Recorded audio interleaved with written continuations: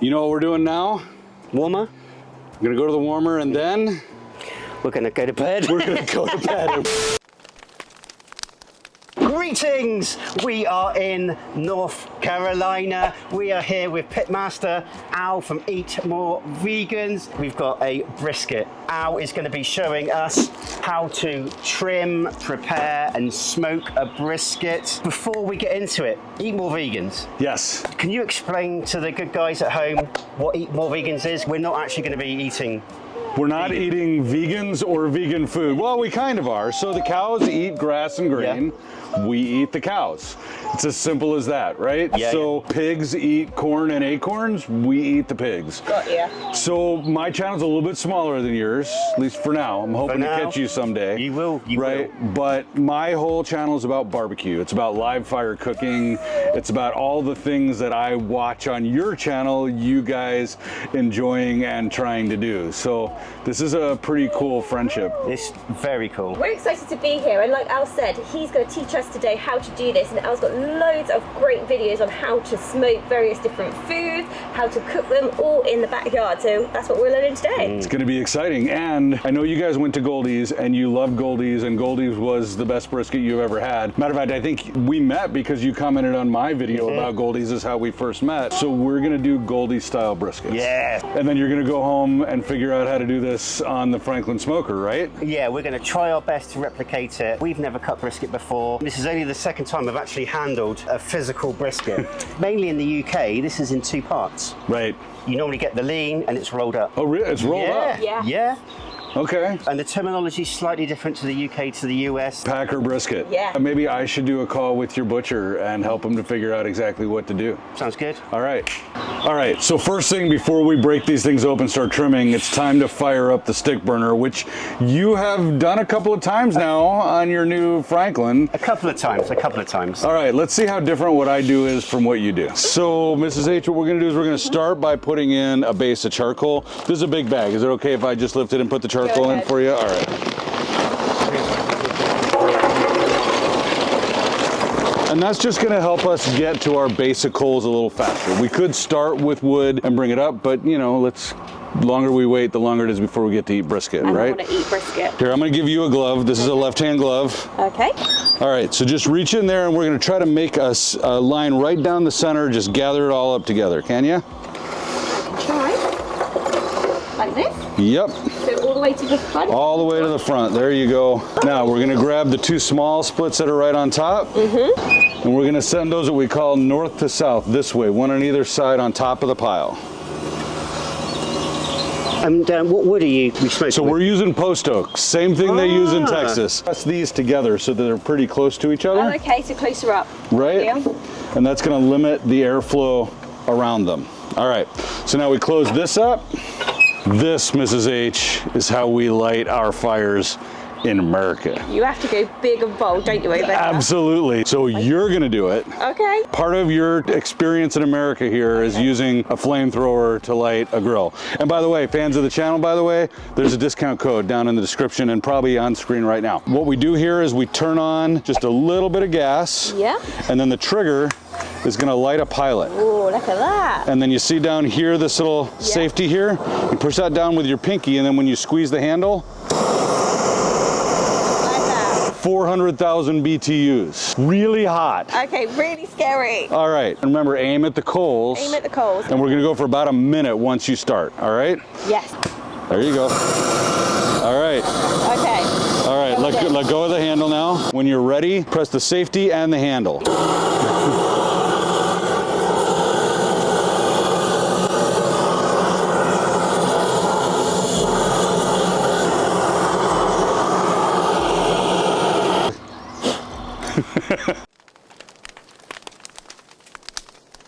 I'm thinking when we go back to the UK, we're going to have to get one of those flamethrowers. Yeah. And I can actually have a go with it. Oh, is she gonna let you use it? She's saying no. I guess we'll have to make sure that you're proficient enough with a knife to defend yourself. I know men of our age don't really love these, but we're gonna use them instead of the doctor Absolutely. using it. All right, so this goes on whichever hand you don't hold the knife in. That's gonna be your dirty hand. For me, I hold the knife in my right hand, so I always glove Same. up on my left. This is very exciting. I know, right? It's really exciting. All right, now you told me that this was only the second brisket you'd ever held. What was the first one? HEB. Okay, good. It's one of your Texas trips. Yeah, it was a surreal moment because obviously I've seen it so many times on YouTube channels, but to see it in a store, I just picked it up and I actually gave it a hug. Did you? Yeah, I did. Did it hug you back? Some love back, feel although it might Yeah. have been the fat. Might have been. Softer. You ready to learn how to trim a brisket? All right, I'm gonna let you off the hook and tell you a secret. Don't tell anybody. You guys, don't tell anybody. The trimming's not the important part. Really? It's okay to screw it up. I suck at brisket trimming. Can I say that word on your channel? Yeah, you can. Okay, Yeah, all right. yeah. Because I'm not, like, I've gotten okay with it, but like people like Aaron Franklin take all the time, like it's perfect. And the more I do this, the more I realize that as long as we've got a pretty good job done, Yeah. it's all about what happens when it's on the smoker. So pressure off. Can I ask Okay. you a question now? Yeah, absolutely. How many briskets have you trimmed and smoked? Less than 1,000, more than 500 probably. So you know what you're talking about. And you know I what you're still doing. suck at it. Like, just remember that. Like, they know, my audience will tell you, they don't watch me to learn how to trim. They can get through it. I'm gonna teach you how to get through it. But like I said, no pressure. We're gonna get a good brisket trim, and then we're gonna do all the things that make it a great brisket taste. And that's what we want, isn't That's what we want. Shall we? it? Yes, let's do All right, it. so I got two knives here. I'm gonna give you my go-to because I know this one works easily. I'm actually talking to new knife companies and testing different knives to figure out which knife I want. Wow. That's one of the knives that I'm testing. This is another one that's brand new. We have a visitor on set. Hi, Alana. I will settle on one knife brand and then I'll tell you guys who it is and hoping to negotiate like discounts for the audience and everything. But the first thing is which one's best. So I already know how well that one works. We're gonna try this one for the first time. On a brisket, the meat side is cooked down on a stick burner, right? And the fat is your presentation side. So we always open the brisket using the meat side so that we don't have any danger of marring the fat, right? So there is a beautiful statue in here and we're going to carve away everything that is not beautiful brisket. So when I grew up, we had those boxes of cereal that you could get a little square box and you cut an H in it and you put milk in. Remember those? Yeah. That's what you're doing. So we're gonna come down the middle, we're gonna make a slit across, we're gonna make a slit across so that we can open it up and take the brisket out. Okay. So just so you're prepared what we're doing, we're gonna open it up, we're gonna lift the brisket out, and then with our other hand, we're gonna set the knife down, we're gonna take the plastic, gather it all up with all of the liquid, all this purge is in here, and then this isn't blood, this is myoglobin, it's perfectly fine. We're gonna take all of that and we're gonna throw it in the trash can over there, and we're gonna set the brisket back down. So I go from here, blade facing up, but always cutting away from me, never towards me, and all the way back. And then I'm gonna come across, and the same thing here. Well, that knife is super sharp, isn't it? It is. It's a joy to work with. I'm telling you, it's a good knife. So you see I got my H, and now I can peel it back, and I can take my brisket out. That's a thing of beauty right there, isn't it? Right there. That is a thing of beauty. If it's too heavy for one hand, you can use your knife hand to push this down. Right? So I'm just gonna move that out of the way. Only touching the outside of the plastic so my clean hand stays clean, and then into the trash. Into the trash. Right, sir, let's do this. Okay. Oh, this There you go. Good. That's also a nice sharp knife, right? Yeah, look at that. All right. Straight There down. you go. I can't get over how sharp that knife is. Just be careful of that other hand. We want brisket, not fingers. Now get that gloved hand underneath the brisket and lift it up. And if you need help, you can use the knife hand. Oh, that's just come off. Yep, that's gonna save us some trimming. Oh, okay. So lift it up, and then now you can set your knife down and use your clean hand to only touch the outside of the plastic. And then we're gonna throw it in the trash. Lovely, thank you. All right, you got your first brisket out of a package. So far, so good. All right. I know I've said this a million times, but this is still very exciting. I'm pumped. I'm living vicariously through you. Can you remember your first brisket? Oh, absolutely. Yeah? It was horrible. Even following everything step by step, All right, so anatomy of a brisket, okay? This piece here on the side that we both have, Yep. I don't know what that is. That's not brisket. And I just switched from Costco to Sam's Club because Sam's Club has better briskets. And this is a little disappointing. So Sam's Club, come on. Like, this doesn't belong on here. It's not brisket, so we're gonna trim that off. And then this is the brisket flat. Now you said in the UK, you buy this and it comes like rolled up or something? Traditionally, if you ask for a brisket in a butcher's, you will get the lean or the flat, and it'll just be cut here and it'll actually be rolled up. That's so weird. Yeah. All right. We sell flats here too, but mostly to Jewish grandmothers who braise them in the oven. Yes. Yeah. Pit masters cook the whole thing. It's called a packer brisket. Okay. Coming up underneath here, this is the point. Okay. And so when we start trimming, you're going to see this is the fatty part of the brisket. Yep. And this goes back underneath. And then this decal fat kind of separates the two cuts. Oh, right. Yeah. So our job is to make this nice and neat, to get rid of the garbage, to take whatever fat. We're going to put all the stuff in trimmings in here. We're going to make our tallow later from the trimmings, right? You probably never made tallow. No. Okay, so we're going to do that. You guys want to see? All right, we'll do it on camera, okay? So all we're going to do, remove this stuff here, right? So that we've got something clean, and then we're going to start working on the sides, okay? I see there's a couple of little gouges here. Is that normal? That is called sloppy. That's so weird. Yeah. All right. It's going to be okay. This is going to make great sausage meat, whatever this is here. Maybe next time you come back to North Carolina, we'll make sausage. That would be amazing. Let us know in the comments below if you want to see us come back and do sausage. I need to run and comment real quick because I want to see you come back and do sausage. Yes. Yeah. So grab your knife, and we're literally just going to follow along the seam here. We got to see what we got going on in here. So it's okay to make multiple cuts. So you see under here, I found some point meat down there, right? So that's good. There you go. Nice job. So the next thing we're going to do is we're going to take some of this decal fat down. Of course, it's quite hard, isn't it? It is. This is the hard fat, right? So this goes in and separates the two muscles. We don't need to get inside. All we want to do is flatten this out so that it's nice and aerodynamic. So all I'm doing is coming underneath here. There's quite a bit of fat there, isn't there? There's a huge amount of fat. And once you've got a little flap, you can reach in and hold onto the flap. That way your fingers are safe. All right, point that blade down a little bit. You can see why Mrs. H doesn't let me near the blowtorch. That's okay. You got to learn, right? Yeah, exactly. Hopefully I'm not cutting too deep. You're doing great. Perfect. Yeah.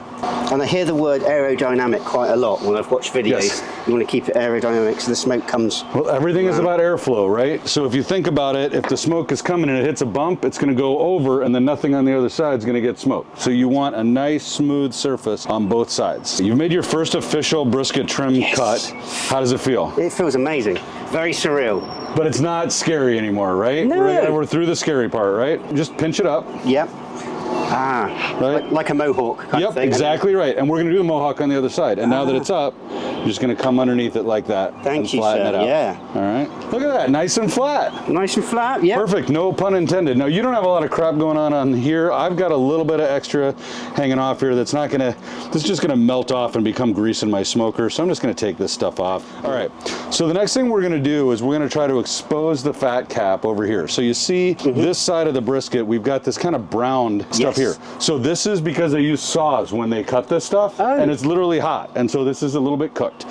So what we're going to do is just cut down here and expose the meat. So you actually want to see the red meat. I want to see the meat and fat. This is a nice thick piece here. That what I'm exposing is, look how much meat I got on this flat, but look how much fat. So this tells me what I'm going to have to trim when I'm trimming the fat side, right? So I'm going to come all the way down here. Again, multiple cuts are fine. I'm sure that if I worked at Goldee's or Barre or Franklin, I'd be able to do it in one cut, but not. So like, look how much fat we're dealing with here. Wow. Okay, so this is telling me that I got a lot of work to do in trimming this thing down. So typically, Al, when you buy a brisket, what would you say is the typical weight of a brisket? So these are 15-pound briskets, and when we're done trimming, they'll probably be about 10. And when we're done cooking, they'll probably be about 6 or 7. Wow. Yeah, so you lose a lot. So people asking, why is brisket so expensive? Oh my God, they sell it by the half pound, and it's 20 bucks a half pound, $40 a pound for brisket, when you can buy it in the grocery store for $4. But right off the bat, this is all gonna be sausage or tallow. That goes away. They're selling it by final cooked weight, right? right? You gotta pay for wood and people and all of that stuff. So Wow. like paying $40 a pound for world-class brisket's actually not that much. And what right? I love is there's no wastage. Yes, You we're gonna are not- use everything. We're going to use everything. Nice. All right, now come back down and go all the way to the cutting board. I know I should be making bigger cuts, but Nope, you're doing great. All right, throw it into the scrap. oh, yeah. Yeah, so you've got a thin flat on this side, so it's gonna tell us a little bit about how it's gonna cook and how we're gonna trim, right? This all has to come off. That's all gonna come off. God, look at the marbling. Yeah, oh no, now you've totally screwed up the brisket. I can't cook it. You're winding me up. Don't do that. You see All the right. blood come out my face. You said that. So we're gonna go a little bit more here, take that Up stuff here, off. up here, yeah. Now I'm gonna do the same thing over here. Anyone at home, no haters. This is actually my very, very first time. I wish I had captured my first time on camera. That would be cool. Watch that video with the grandkids someday. So we don't want any little pieces hanging off because those are just gonna overcook. Let me tell you, when we did our brisket at Goldee's, Johnny took 3 minutes, 4 minutes. Wow. So let's flip them over. Is this bit okay here? Because that's quite hard. Yeah. Is that's fine, yeah? Yeah, I mean, you can pull it down a little bit more if you want. Now you notice, by the way, how it's getting harder to cut? Yes, it's getting... That's because it's warming up, and so yeah. the fat gets softer. So that's why we always do these cold. Now, there's no mohawk on here. So this side right here, you've got a little bit here. So they trim that down. So it's actually good for them that they did that, right? Yeah. So we're gonna pinch it up and we're gonna do the same thing coming across because you want this to be flat across. There we go, and you're gonna expose some meat. There you go. Keep that blade pointed down. All right, so we got a fresh, empty trimmings bowl because we got a lot of trimmings off of these. This is the hardest part of trimming other than taking it out of the bag. But before you get intimidated, you're not gonna screw it up. If you go a little bit too deep, we're gonna fold it back over like bald guys fold their hair over, right? Do you guys have annoying neighbors doing yard work in the middle of the day when you're filming? Or is it just an American thing? Occasionally. Is it something we brought with us Yeah. when we came over? All right. Notice we can see on here clearly how thick the fat is and Yep. where the meat is, right? Yep. Now I've got a nice thick piece of meat over here. Kind of a pretty good flat, but mine's skinny. Yours is a little thinner, but wider. Wider, yeah. But either way, we want to bring this fat cap down to about 1/4 inch, to about here. So we're gonna work from the side over because you see it's not as thick over here as it is here. So you can't just assume it's gonna come all the way over. Okay. So we're gonna do it in strips. We're not gonna try to be fancy like the pros are. We're just gonna work our way through it. So just work your way down. Yeah? A little bit at a time. A little bit at a time, yeah? You're better making multiple cuts, not going deep enough and coming back and getting deeper than you are going too deep the first time. See, I'm not doing a very good job here. That's all right. If you look over here, you'll see I am also not doing a very good job of it. You know what the audience is thinking right now?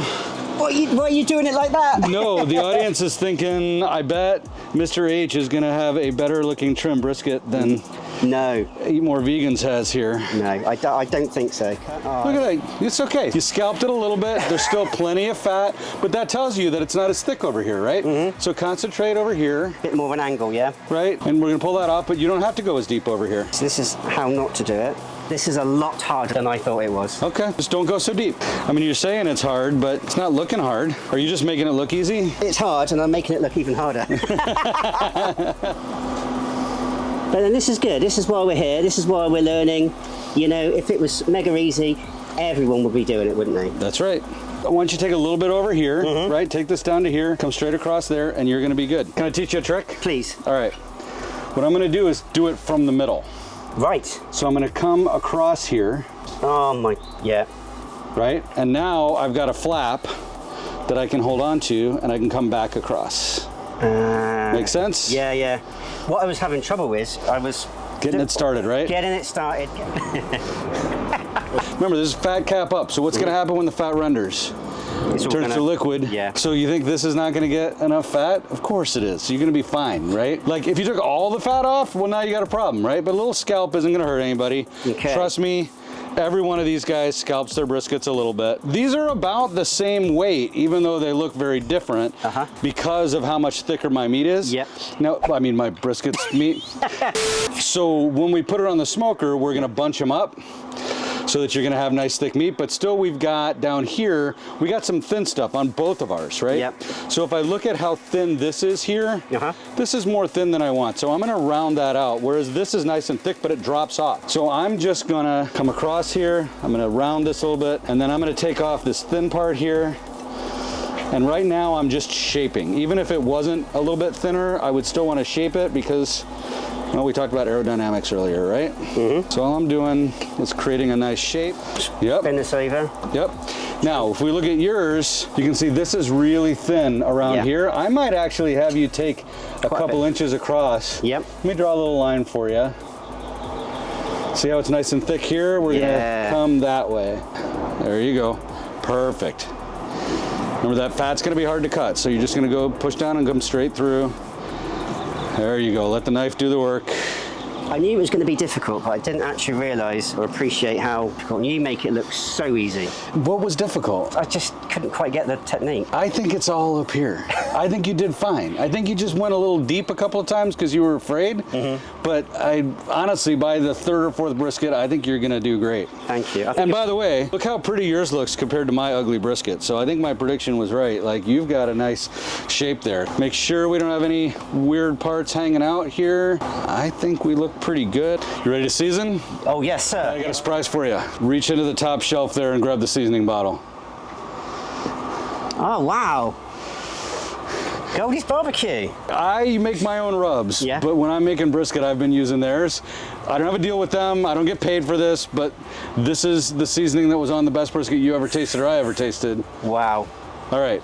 So you ready to learn how to season a brisket? Yes, sir. All right. So this is the presentation side, right? So that gets done last. Oh. We're gonna flip our briskets over. And we're gonna start on the meat side. So we're gonna hold it nice and high and we're gonna shake our wrist back and forth, right? If you look at the side here, you can see it's not really evenly distributed. There's salt here, there's pepper down here, a little bit of turmeric. So we're actually gonna need to shake this up. Make sure it's closed before you do that. We need to shake this up and make sure that it's evenly distributed. And then from up here, back and forth. Make it rain. Wow.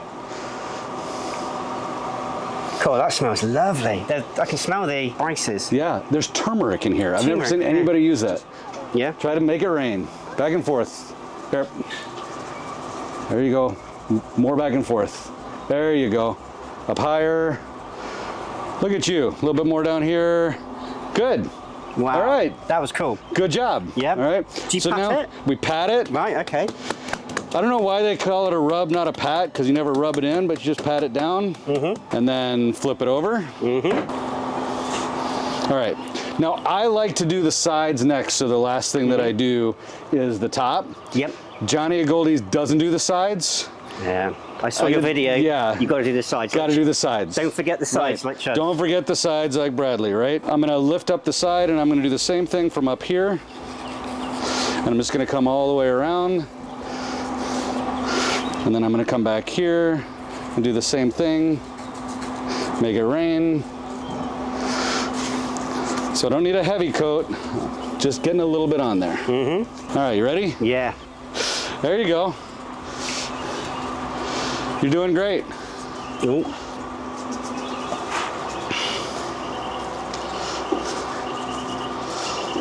You're doing fantastic. Good job.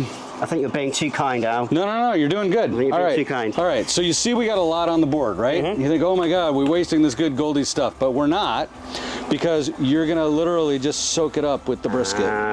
Because all those spices are gonna go on. Go ahead and do the same thing there. You can get a little bit more on the sides if you want. That's a great idea, yeah? Yeah, right? We don't like waste, do we? Yeah, we don't need to. It's actually not horribly expensive, but it's not cheap either.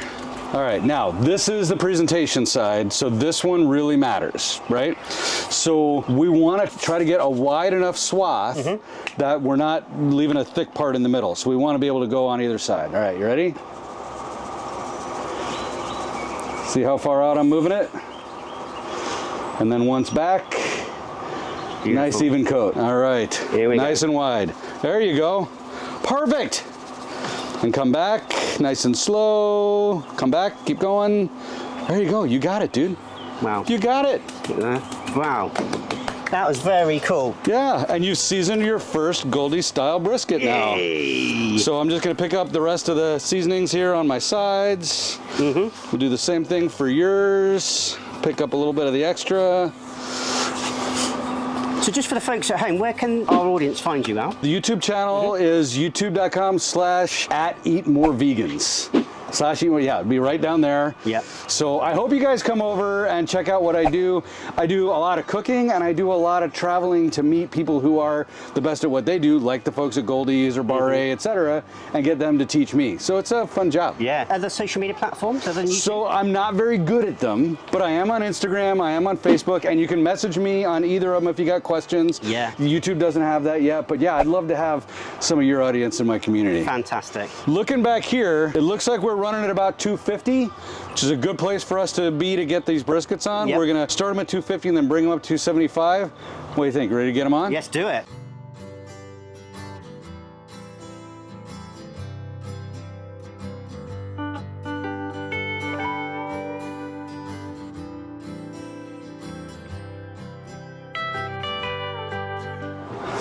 All right, so I'll put mine on closer to the back. So I want the point side facing the fire. Yep. Right? And I'm gonna bunch it up like this to get the meat as tight as possible to get as good thick brisket slices as I can when the time comes. It's interesting looking at this. Two briskets are never the same, are they? They never are. There's no, like, cows are not identical and they have different muscle structures. And then again, you've got like guys that clearly have a natural talent for trimming brisket like you and guys who make ugly briskets like me. They're gonna cook similarly, a little bit differently, Yeah. right? The fact that your flat is thinner here, we're gonna compensate for a little bit by pulling this up to get it thicker, but this may cook faster than mine does. Okay. Although we'll see, the surface area should be roughly the same. I don't know, I guess we're gonna find out. We're going right? to find out, yeah.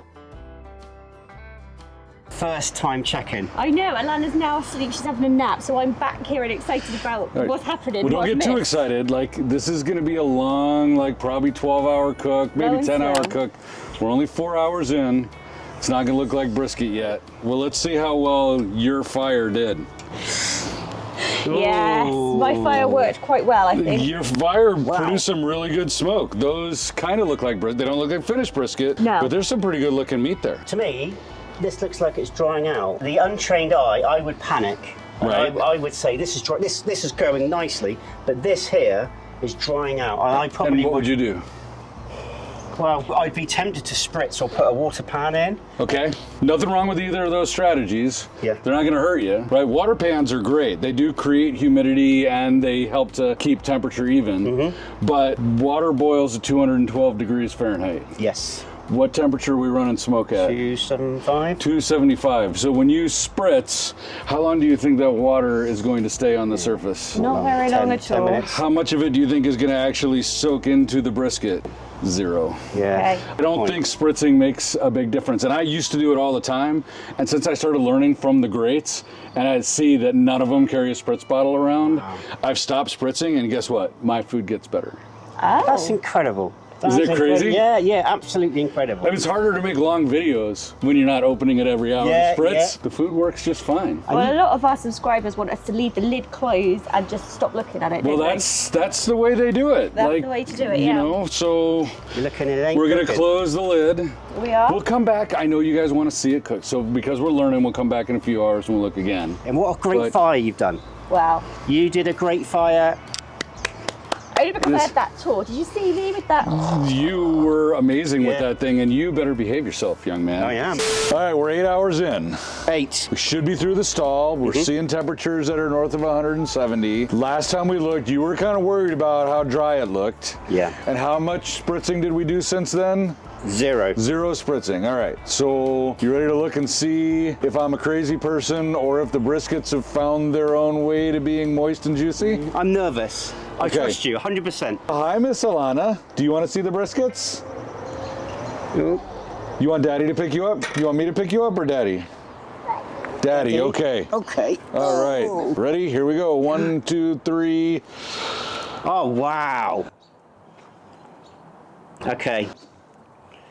I stand corrected. These look moist and juicy. There's no shortage of moisture here. We're not anywhere close to being done, right? We're in 175, 180. We got to get up to 195 before we wrap, but I think we've got some briskets that are starting to come together and look like briskets. That's crazy. And by the way, first brisket you ever trimmed, this one right here. Like this, what do you think, guys? Like respectable, right? Yeah, right? Where's the bald spot? There's no bald spot. No, there isn't. No, told you, the bark's developed, everything's gonna be okay. I cannot believe that's the same two briskets. Well, you've been here the whole time No, I and you have. haven't seen me swap them. No, 100%. If I No briskets up my sleeves. if I was watching this from home, I'd be like, he definitely swapped them over. I promise you, he has not swapped these over. It looked like it was going to dry out. This is the Goldee's way. Unwrapped all the way, no messing around with spritzing, using their rub. You've tasted their brisket at Goldee's. You'll see how close we come here. Wow. But I think you're gonna be happy. Couple more hours cooking and then we gotta rest all night. Yeah. You gotta find a way to sleep tonight while it's resting. I'll be trimming the briskets tonight. So let's close this up. Yep. Let them get to 195, probably a couple hours, and then get the tallow into the wrapping paper. All right, we hit the 12-hour mark. That's longer than I thought this was gonna take. I hope that we're both ready. I think at least one of these is gonna be ready, but let's see. Oh, wow. There we go. That goes. All right. So yours is good. It must have been really, really well trimmed. That's probably it. It was probably the trimming that got us there. All right, I think these are both ready to wrap. So wow. Here's the deal. Since common knowledge, everybody believes that tallow is the secret, makes it better. Why don't we do tallow on yours that you trimmed, and then we'll do no tallow on mine. Yep, and then test them, yeah? And then we'll test them, because I don't think the no tallow is going to be better, so they're either going to be the same or you can emerge a winner. And that's going to be like revenge for like our Revolutionary War.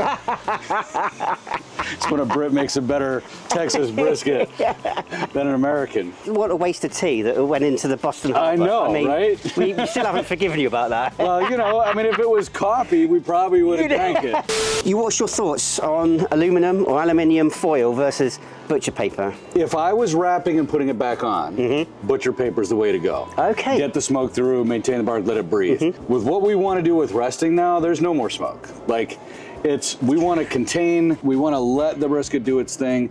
And in my experience, it doesn't hurt the bark to do it this way. Perfect. I think if we use butcher paper, the tallow would leak all over the place. We wouldn't get the same response. Good point, yeah. Right, as we do. But more importantly, Johnny White, guy who made the best brisket I ever tasted, uses aluminum foil, so I use aluminum foil. Yep. So, you got your glove on. Yes, sir. I want you to right around the middle, just spread that tallow. Now, The whole thing? The whole thing. So this is cool, so it's not liquidy, so literally just scoop it out and we just want it in the middle. It'll melt under the brisket. And just literally. There you go. Yeah, that's in a little bit over here, and that's it. Yeah. That's all we need. Really? All right, here we go. And I'm not just saying that because I want to win. All right, there we go. Look at that. That is pretty. And you keep the probe in? So I like to keep the probe in and be able to see what's going on with the temperature, but meter stops the cook, so it won't keep graphing it, but I'll at least know what's happening with it. Again, it doesn't matter.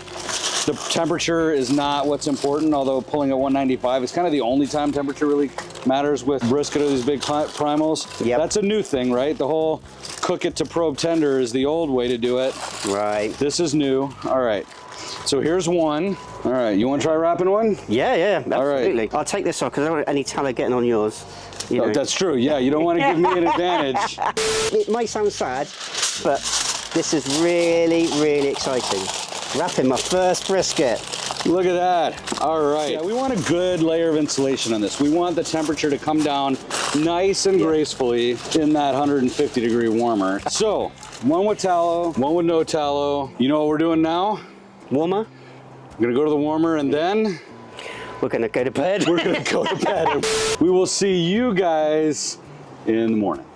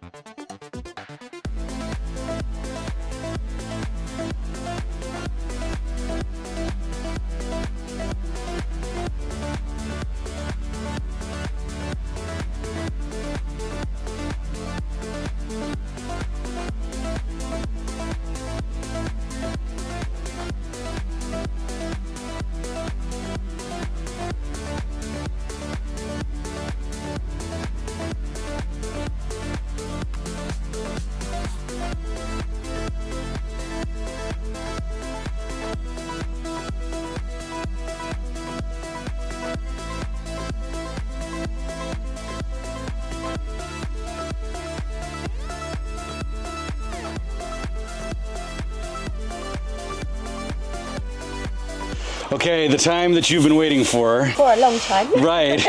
So that's the hard part about the long rest is we got to wait overnight. But for your benefit, I did all of this slicing without these guys on camera so they couldn't see which brisket is which. One of them is your first brisket, and it was rested in tallow.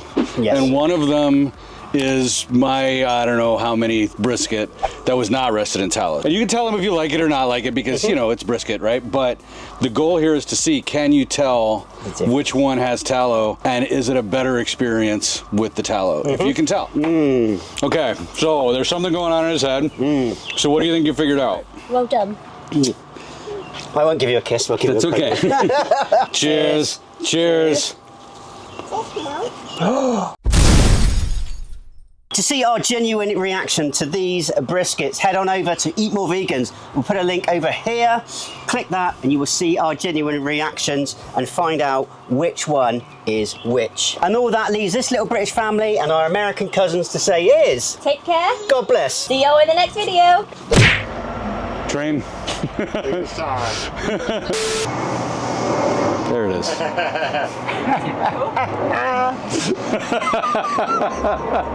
Told you it was coming. All right, we should probably be quiet and let them make noise and we'll trim, right? Yep. Okay, here we go.